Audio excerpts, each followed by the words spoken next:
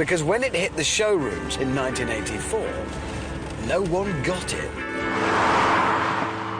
At first, Renault were confident. In fact, one of the creators called the Espace the silk underpants car, because he believed it would make everyone involved rich enough to afford posh undercrackers.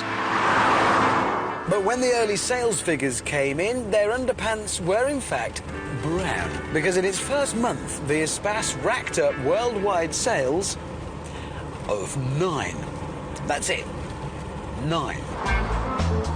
But the rest is history, and today the world is full of people carriers, and this car is an icon. So, how do we celebrate it?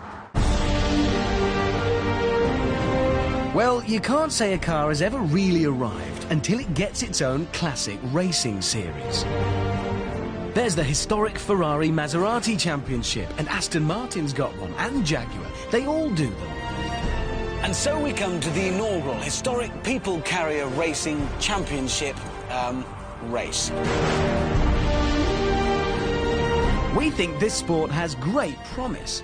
It'll be cheap, exciting, and it's open to mini-cabbers and dads. Just look at the lineup. It should also be a good laugh, especially when you see what's taking part. As well as 2 Espaces, we've got the Toyota Space Cruiser, a car once described by consumer experts as highly unstable.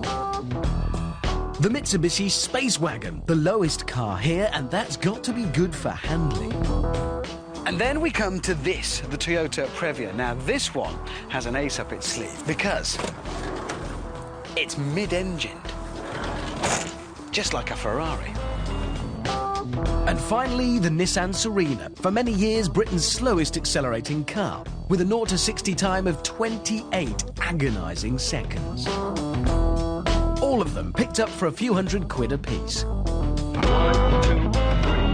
Now, we really do want to put this race series on the map, and to show we're not messing about, we've got some serious driving talent. Tim Harvey, former British touring car champion. Matt Neal, former independent British touring car champion. Anthony Reid, reigning independent touring car champion and Race of Champions champion. Rob Huff, Seat Cupra Championship champion. And Tom Chilton, who one day probably